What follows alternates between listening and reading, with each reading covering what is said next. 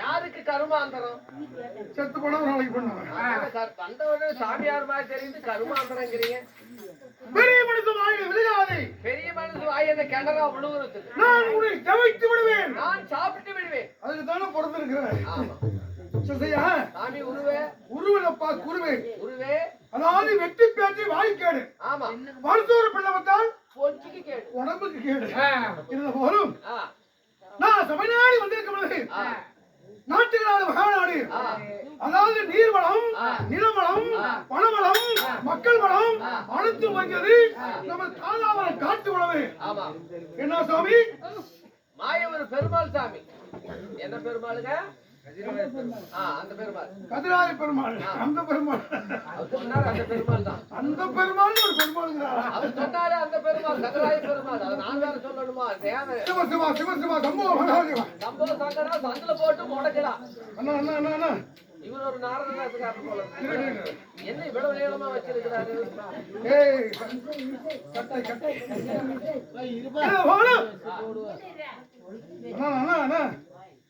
இந்த தானாமல் காத்து விடுதே எழுந்தருடைய அறுமுக ஸ்ரீ, அதாவது கதிராய பெருமாள் புரட்டாசி மாசம் இன்று 3ஆம் கிழமை சிலம்பேத்துக்கு, அதாவது 4 கிழமை உம்படிக்கு இது 3ஆம் கிழமை, 5 வாரம் உம்படிக்கு இது 4ஆம் கிழமை.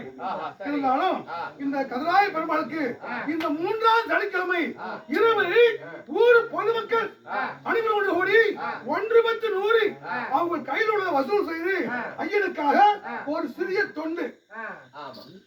ஏன்னா ஒரு சபை கூடுதுன்னா அது சர்வசாதாரணம் கிடையாது. 4 பேர் கூடினாலும் அது சபை, 4000 பேர் கூடினாலும் அது சபை. 4 பேர் கூடினாதான் சபை, 4000 பேர் கூடினா அது பணம்.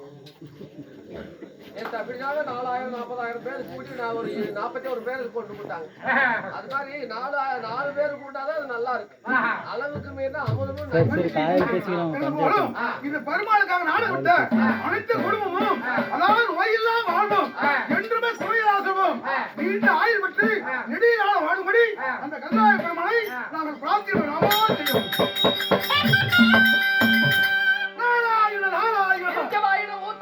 பண்டு வெள்ள காட்சி எந்நேரம் பார்த்தாலும் நாராயணன் நாராயணன் அது நான் எப்பொழுதும் உச்சரிப்பது வழக்கம். அப்படியா?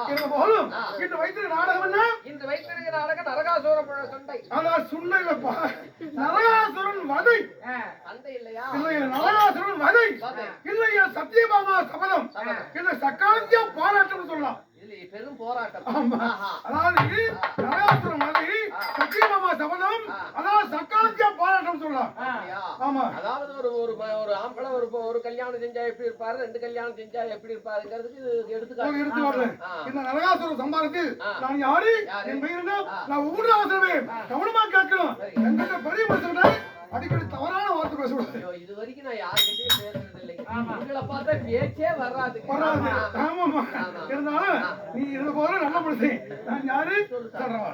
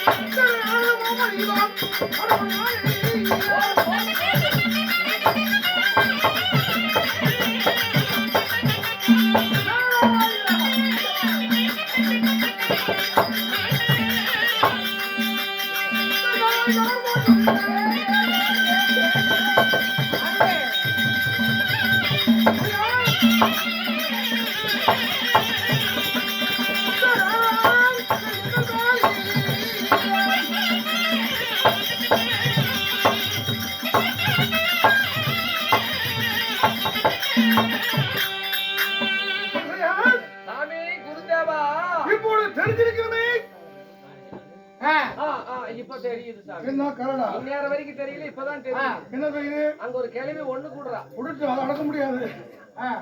அது நடக்க முடியாது. அதான் தெரியுது. இருந்தாலும் நான் சொல்லிய வார்த்தை உனக்கு தெரிஞ்சுதான் கேட்டேன். என்ன சாமி சொன்னீங்க? தெளிவா சொல்லுங்க. தெளிவா இப்ப கிடையாது. தெளிவா சொல்லுங்க. என் பெயர் இந்த உலகத்தை எல்லாம் வாழ் ஒழுங்கு சுத்தக்கூடிய என் பெயர் நாரத மகாமுனிவர். உங்க பேரு உலகமெல்லாம் நாருதான். கவசி அடிக்குது. நீங்க தானே என் பேரு உலகமெல்லாம் நாரத மகாமுனிவர். நாரத மகாமுனிவர். இருந்தாலும் இந்த நாரதை பெற்றெடுத்து என் அன்னைவெல்லாம் உன்னிதீபம் என் தாய் சந்திகள் எப்படி பெற்றது? அதாவது உங்க அப்பா அம்மா யாரு? நீங்க உங்களை பார்த்தா ஒரு சாமியார் மாதிரி தெரியுது. ஆமா. உங்களை பெத்தவங்க இருக்கிறாங்க. என் அப்பா அம்மா எப்படி விட்டு வரு சொல்லவா?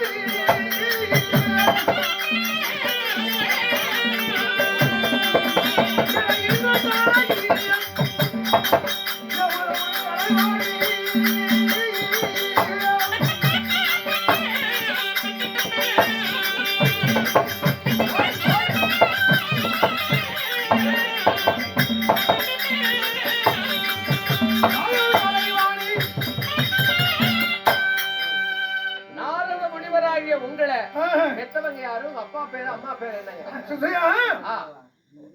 இனி 10 மாதம் முன்னாள் தன் அங்கத்தை சுமந்து என்னை ஈன்ற மாதா யாரு?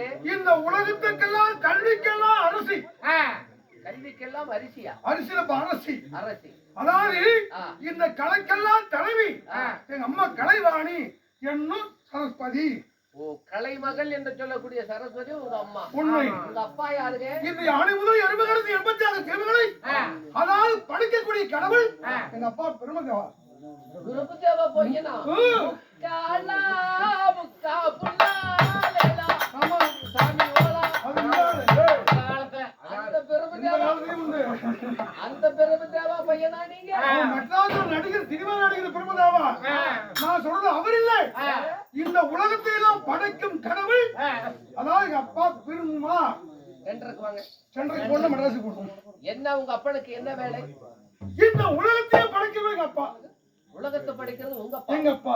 மரம் செடி கொடிய படைக்கிறது அதாவது எறும்பு முதல் யானை வரை அதாவது யானை முதல் எறும்பு கடைசி வரைக்கும் படைக்கக்கூடிய வரை எங்க அப்பா. மரம் செடி கொடிய படைக்கிறது உலகத்தையே மொத்தமா படைக்கிறவர் தான். எங்க தாத்தாவை படைக்கிறது எங்க அப்பா. எங்க அப்பனை படைச்சது எங்க அப்பா. என்ன படைச்சது? எங்க அப்பா. ஓங்கி அப்பி போடுவேன். ஆமா, அவ்வளவு பெரிய ஆளு நீ. வர ஊரை படைச்சது உங்க அப்பா, உலகத்தை படைச்சது உங்க அப்பா, ஒத்துக்கிறேன்.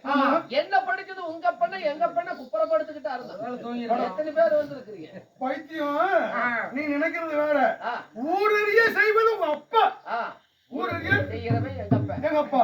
உங்க அப்பா ஒருத்தருக்கு தெரியாம ராஜ்யத்துல செய்வது எங்க அப்பா. நாளைக்கு உங்க அப்பா வரட்டு புழுல இருக்கு நாய்க்கு போடாம இவங்க அப்பனுக்கு எதுக்கு திருட்டு புத்தி ஒருத்தருக்கு தெரியாம வந்து செஞ்சு விட்டு போறவனா திருட்டு புத்தி உங்க அப்பனுக்கு நினைக்கிறதுதான் தவறு. எப்படி என்னைக்கு மனுஷன் சண்டை நீங்க தானே ஒருத்தனுக்கு தெரியாம எங்க அப்பா செய்வாங்க அப்படி கேளு. எங்க அம்மாவை கல்யாணம் செஞ்சு கணவனும் மனைவியாக இல்லற வாழ்க்கையை கூடி வாழ்ந்து உங்க அப்பாவும் அம்மாவும் அதாவது சுகபோகத்தை அனுபவிப்பாங்க.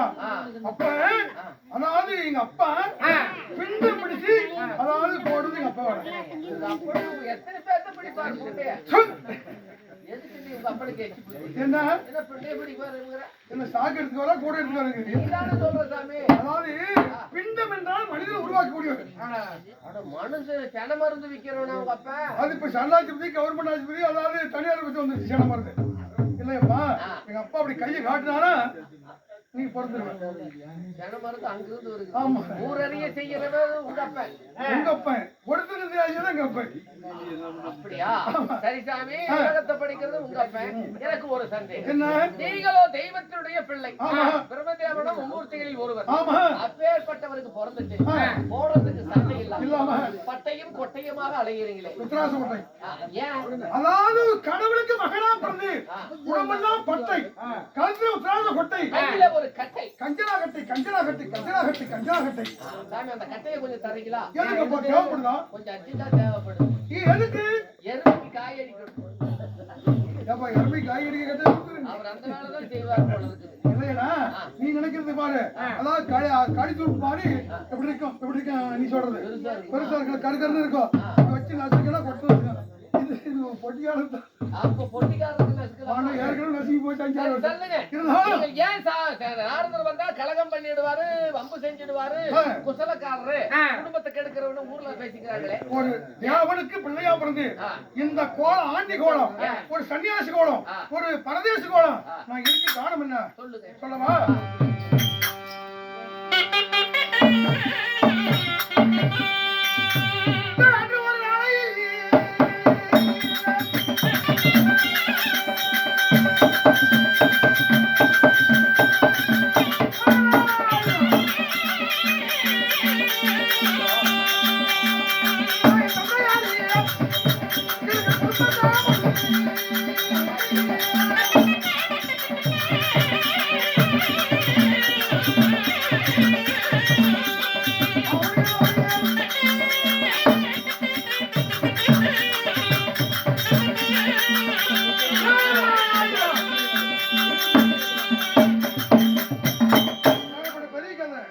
எப்படி எப்படி எப்படி கொஞ்சம் இந்த வருஷம் நல்லா பஞ்சம் தண்ணி குடிச்சு கேட்கலாம்னு நினைச்சா அது மழை ஏறிக்குச்சு. ஆமா எங்க அப்பாவுக்கு என்ன வேலை? மக்களை படைக்கிற வேலை எங்க அப்பாவுக்கு. அப்ப எங்க அப்பா மக்களை படைக்கிறவனா அன்றாடம் உண்ணானோட சிவனை கோரி அதாவது தவம் செய்வது வழக்கம். பூஜை செய்யறது. ஆமா அந்த பூஜைக்கு நான் தினந்தோறும் மலர் கொண்டு வந்து கொடுப்பது என் வேலையாகும். உங்க அப்பா பூஜை செஞ்சாலும் அதுக்கு தகுந்த மலரை கொண்டு வந்து கொடுக்கிறது உங்களுடைய வேலை. ஆமா ஒரு நாள் என்ன செஞ்சேன் எங்க அப்பா கிட்ட உத்தரவு வாங்கிட்டு நந்தவனம் பூஞ்சோலைக்கு பூ பறிக்க போனேன். பூஜைக்கான பூ பறிக்கலான்ட்டு நந்தவனத்துக்கு போனீங்க. அங்க போய் பார்க்கும்போது இப்படி சின்ன பசங்க அதாவது அவங்க மாதிரி சின்ன பசங்க எல்லாம் மனத்துல விளையாடி கொண்டிருந்தார்கள். சிறுவரோடு சிறுவரா கூடி நானும் விளையாடி கொண்டிருந்தேன். பறிக்கிறத விட்டுட்டு அவங்களோட பசங்களோட சேர்ந்துட்டு விளையாடுறீங்க. அதான் இளங்கன்னு பயமறியாதமாக நான் விளையாடி இருந்தேன்ல. அதாவது எங்க அப்பாவுடைய பூசை நேரம் தவறி நீண்ட நேரம் ஆகிவிடுது. அப்பா பூசைக்கு மணல் கொண்டு போனவே அப்படி என்று காட்டில் உள்ள பூவெல்லாம் பறிச்சு அதான் அரவணைக்கு ஓடி வந்தேன். எங்க அப்பா பார்த்து கேட்டாரு, மகனே நாரதா மணல் பறிக்க காலையில் போன மகன் மாலை வரைக்கும் என்ன செஞ்ச அப்படின்னு நாக்கு கடிச்சு மறுத்தினார். காலையில போனேடா நீ எங்க போன எங்க போய் என்ன கொட்டையாட்டிக்கிட்டு என்ன கொட்டை பருத்தி கொட்டை இல்ல இல்ல என்னப்பா செஞ்ச இவ்வளவு நேரம் ஆச்சு அப்படின்னு கேட்டாரு. எங்க அப்பாவோட எப்படியாவது தப்பிக்கணும்னு ஒரு சின்ன பொய். பொய்யில கூட சின்ன பொய் பெரிய பொய்ன்னு இருக்குதா? என்னன்னா சின்ன பொய் என்ன தாதாவரம் மட்டும் தான் எனக்கு சொந்தக்காரர் இருக்காங்க அப்படின்னா சின்ன பொய். இந்த தமிழ்நாடு போல சொந்தக்காரர் இருக்கிறாங்கன்னா எங்க அப்பா அதை பார்த்தாரு. ஆ. இந்த நானும் சொல்லக்கூடிய வார்த்தை அப்பா மெய்யா இருக்குமா பொய்யா இருக்குமா அப்படின்னு யோசித்தாரு. ஏண்டா மகனை இவ்வளவு நாள் என்ன செஞ்ச அப்படின்னு கேட்டாரு. அப்பா மலர் பறிக்க போனேன், அந்த நந்தவனத்துல எங்க பார்த்தாலும் மலர் கிடைக்கவில்லை, நீண்ட தூரம் போயிட்டு அப்படின்னு ஒரு பொய்ய பேசிட்டேன். நான் சென்னை போன இடத்துல பூக்கடை எல்லாம் பூக்கடை அப்படின்னு நீங்க பூவில்ல கிடைக்கல சொல்லி அப்பாவோட ஒரு பொய் பேசினேன். எங்க அப்பா அறிந்தார் நாணத்தால இவன் சொல்லக்கூடிய வார்த்தை பொய்யா இருக்குது. அடே மகனே நான்தான் ஒரு தந்தை என்று பாராமல் எங்கிட்டயோ பொய்ய பேசிருக்க. இப்படி சின்னவனா இருக்கும் போது இவ்வளவு பெரிய பொய்ய பேசுறீங்க. நாளை பெரியவனா நீங்க எப்படி எல்லாம் பொய்ய பேச மாட்டேன். அன்றாட ஒரு பொய்ய பேசணும், தவறினா கலகம் செய்யணும், இன்னைக்கு ஒரு பொய் பேசணும். இது உங்களுக்கு அப்படியே பிடி சாபத்தை.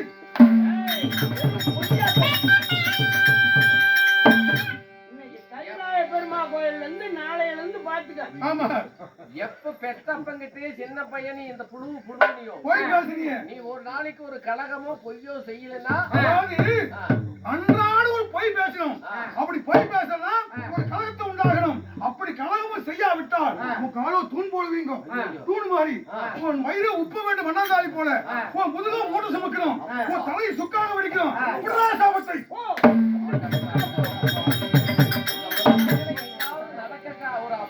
அவனுக்கு சாபத்தை கொடுக்கிறானே அவனெல்லாம் ஒரு அப்பனா?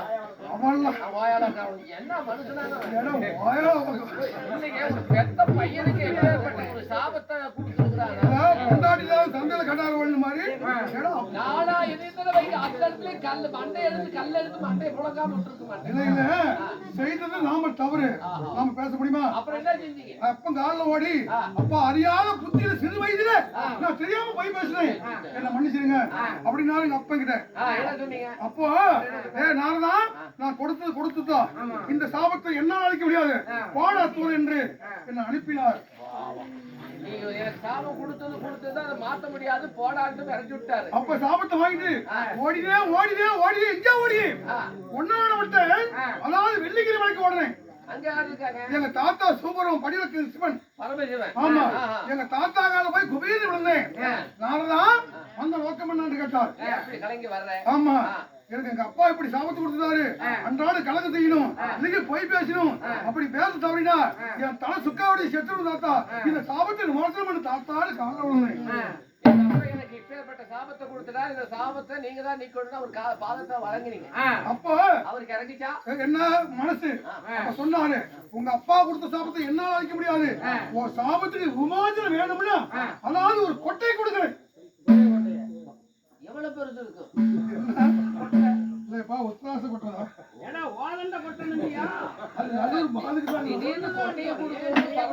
கொட்டை எவ்வளவு பெருசு இருக்குமோன்னு தெரியல. அதாவது உத்ராசமான இந்த கொட்டையை வச்சு என்ன செய்யறது? அதாவது சிவசிவ சம்பவ மகாதவா கழகம் இல்லை என்று இந்த அப்படியே இந்த ஒரு பக்கமான அப்படி கொட்டையை விட்டுக்கிட்டே வந்தா கழகம் இருக்குமுட ஞாபகத்து வந்துடும். கழகத்தை அங்கேயே அலைய வேண்டாம், இங்கேயே அலைய வேண்டாம். ஏன் கொட்டையை உன் கையில தர பிடிச்சி சிவனுடைய மாலை சிவன் மாலை அப்படியே வெள்ளடியாட்ட வெளியே வந்து வாசனை பண்ணி கொடு. இல்லைங்க அதை பிடிச்சிட்டு ஜபம் செஞ்சா நமச்சிவாய் சொன்னா கழகம் இருக்குமுட ஞாபகத்து வந்துடும். அப்படி தாத்தா ஏதாவது உத்ராச கொட்டை கொடுத்தார். அந்த உத்ராச மாலை வாங்கிட்டு வீட்டு எங்க போனேன் சொல்றமா?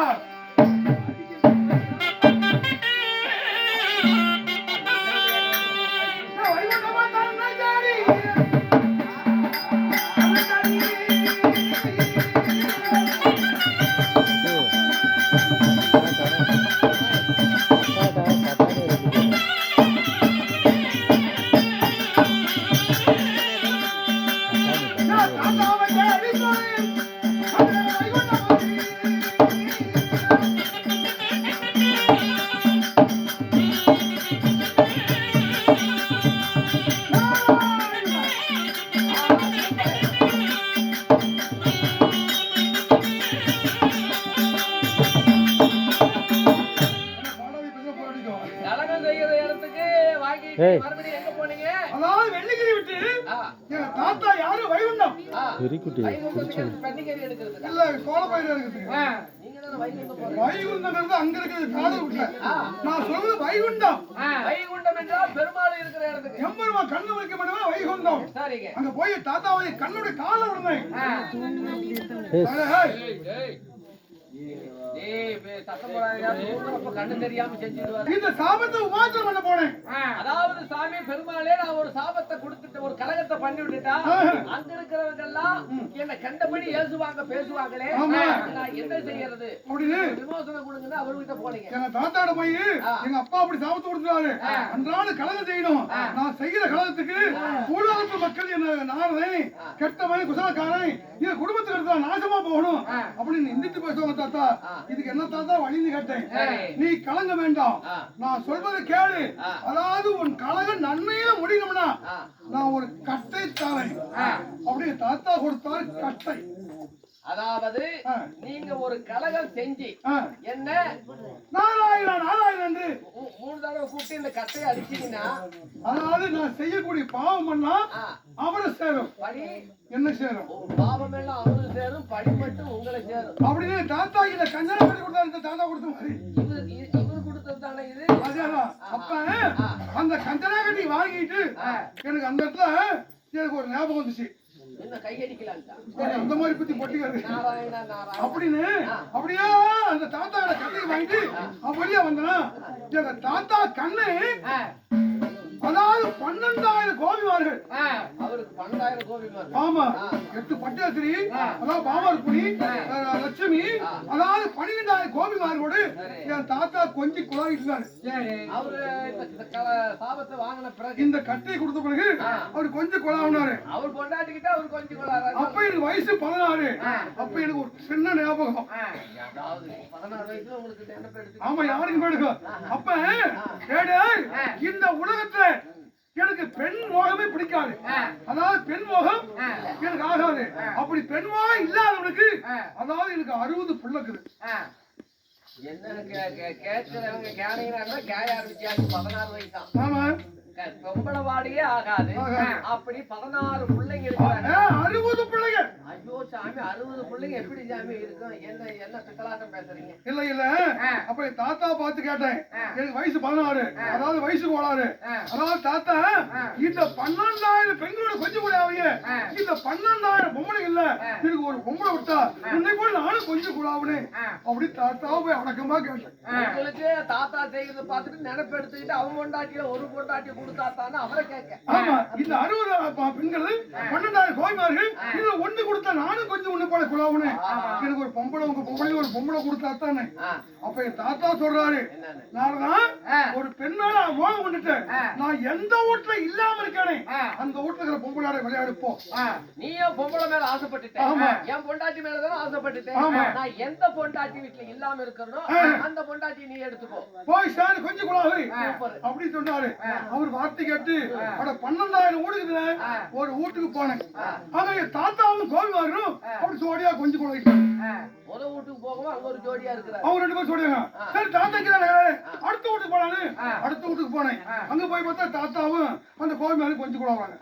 உங்களுக்கு எப்படி போக சொல்லிட்டு அவர் உனக்கு முன்னாடியே போய் தாத்தாக்க மாத்தாக்க பண்ணிட்டு இருக்காரு. அப்ப இந்த 12,000 கோவிலோட வீட்டுக்கு போனேன். தாத்தா எங்க பார்த்தாலும் இருக்கிறாரு. அதுக்கு இல்லன்னு சொல்லிட்டு போய் சொல்லுங்கம்மா. அப்ப கேட்டேன் தாத்தா நான் எந்த வீட்டுல இல்லாத பெண்களுக்காக அதோட சேர்ந்து சொன்னல கொஞ்சம் குழாவுன்னு சொன்னல எல்லா வீட்லயுமே இருக்கிறீங்க, நான் எப்படி கொஞ்சம் குழாவை எந்த பொம்பளை கிட்ட போறது அப்படின்னு என் தாத்தாவை கொஞ்சம் கோபமா கேட்டேன். அப்ப கேட்டாலும் என் தாத்தா என் முன்னாடி உனக்கு என்னடா ஆகணும்? உன் பொண்டாட்டி எனக்கு வாத்தியார் பொண்டாட்டி என்ன அங்க வாத்தியாரமா இல்ல அப்படியே தாத்தா என்ன கேக்குறாரு? ஆறுதல் கேக்குறாரு. அதான் நான் உனக்கு தாத்தா என்னுடைய மனைவி உனக்கு என்ன ஆகணும் அப்படின்னு கேட்டாரு. என் தாத்தாவோட மனைவி எனக்கு பாட்டி ஆகணும் அப்படின்னு. ஏண்டா ஒரு பாட்டின்னு தெரியாம பாட்டியவே கொஞ்சம் குழாவை ஆசைப்பட்டியா? எந்த பெண்மாக கொண்டாயே சண்டா நீ ஒரு பொம்பளையாமா பிளீஸ்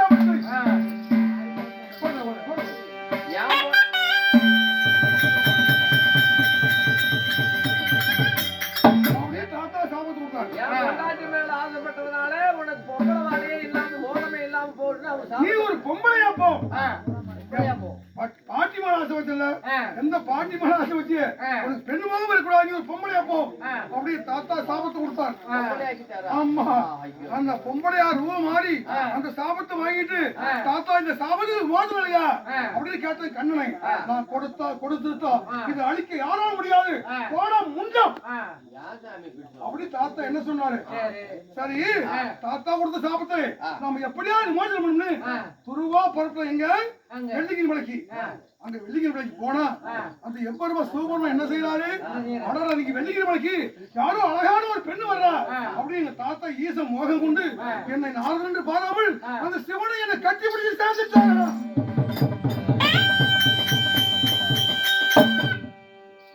சாமியில நாம கும்பிடுறது மகாக்குடிய தவறுங்கிறது இப்பதான் தெரியும். ஏன் நாம எவன பக்தியாட சோறு இல்லாம விரதமா இருக்கிறோம், இந்த சாமிக்கு பொம்பளைய பார்த்த உடனே லவுக்கு செய்யும். அதாவது சக்தியை விட கங்காதியை விட இந்த வரக்கூடிய பெண் அழகா இருக்கான்னு சொல்லி என்ன நானும் தெரியாமல் அவரை கட்டி சேர்ந்துட்டாரு. சேர்ந்த உடனே அப்பதான் தாத்தா நான் பெண்ணு கிடையாது உன் பேரப்படி நானும் சொன்னேன். ஆனா என்னப்பா இந்த ஓரத்துல வந்திருக்க அப்படின்னு உங்களுக்கு அந்த மிஷின் இருந்ததா? பொம்பளை சாப்பிடுறது எல்லாமே இருக்கு உறுப்புகள். நான் கூட ரிவர்ஸ் கீர் போட்டேன். அது பொட்டிக்காரரை வந்து சந்திரவாத போட்டுக்கலாம். அப்புறம் அப்ப தாத்தா எங்க அதாவது சின்ன பெரிய தாத்தா கொடுத்தாரு இந்த கண்ணை கொடுத்த சாபம். அதாவது இந்த சாபத்தை இருக்குன்னேன், அந்த கண்ணை கொடுத்த சாபத்தை யாராலும் அழிக்க முடியாது, போடா தூர் அப்படின்னாரு.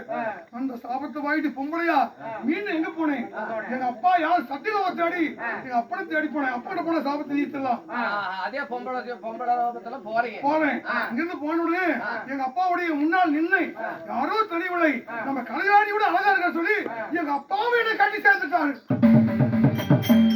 எங்கேயோ முறைகெட்ட உக்கால ஓடிகளா பொம்பளைன்னு பார்த்த உடனே இந்த தேவர்கள் செய்யற வேலையாகுது. அவரும் சேர்ந்த உடனே என்னாச்சு, சேர்ந்த உடனே அப்பா நீ பெண்ணு நினைச்சு சேர்ந்துட்ட, நான் பெண் கிடையாது உன்னுடைய பிள்ளை நானே அப்படின்னு. நான் பொம்பளை இல்லப்பா உன் பையன் தான் அப்படின்னு இந்த சாபம் ஆறு கொடுத்தாருனா அதாவது தாத்தா கண்ணை கொடுத்தாருன அவரு கொடுத்த சாபத்தை என்னால அழிக்க முடியாது பார்த்துறாரு. அந்த சாபத்தோடு அந்த பொம்பளை ரூபத்தோடு அதாவது சண்டைக்காரங்க அதாவது சாடிக்காரங்க விடுதோடு சண்டைக்கார காலம் வந்தா மண்ணி போயிடும் அப்படின்னு மீண்டும் கண்ணை தாத்தா கிட்டே போனேன். அந்த தாத்தா பார்த்தாரு.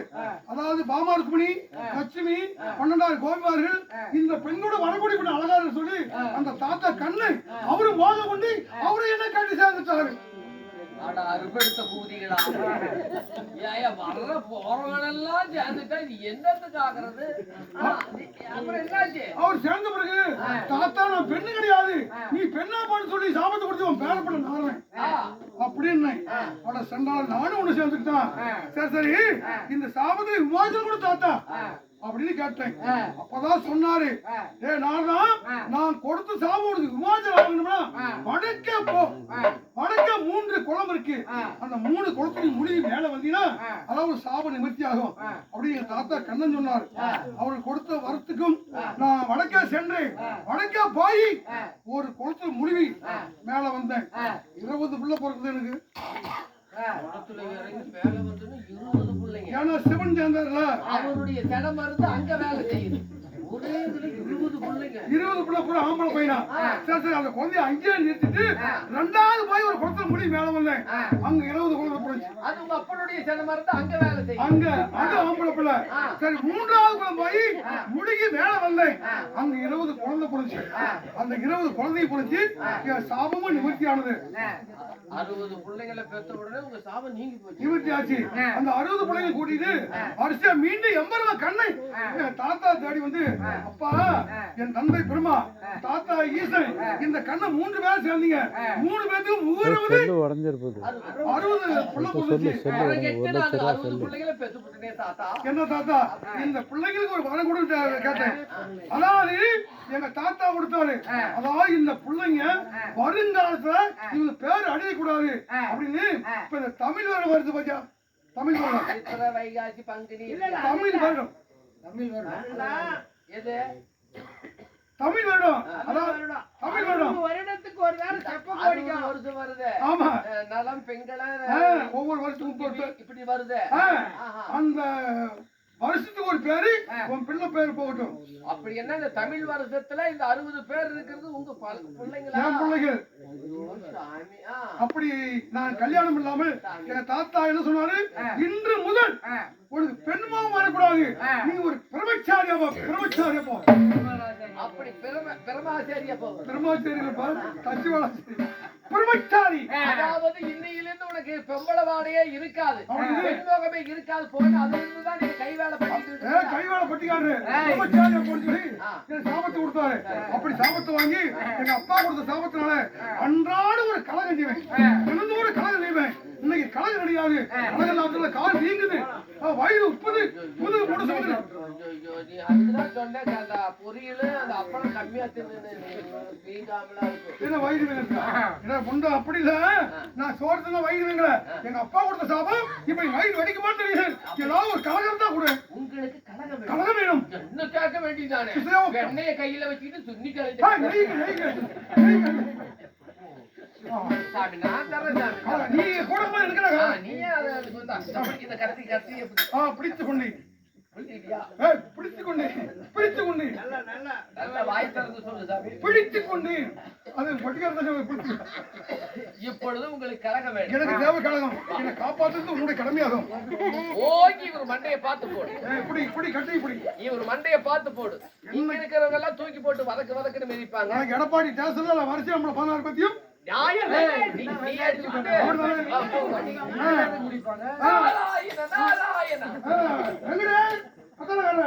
இவர் பேச கேட்டா அடுத்த கலகம் உண்டாது. சொல்ற மாதிரி கேளு.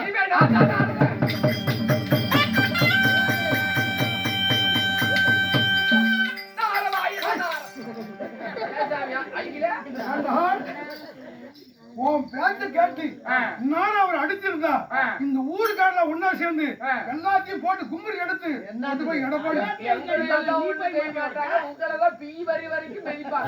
கிடையாது. முன்ன செட்டு வாஜர் அடி ஏன்னா நாளை 6 கோடி அறியுது. ஏன்னா சரி போட்டோம் போட கட்டி கொடு. உனக்கு வேலை தகுதி இல்லை மாட்டிக்கிச்சு. கலவை எப்படி செய்வேன்? அதாவது இருப்பா அதாவது பழகுப்பா. நான் 13 வயசுல அடிச்சு பழகிருப்பேன். அவர் சும்மா சர்வசாதாரணமா இருக்கிறாரு.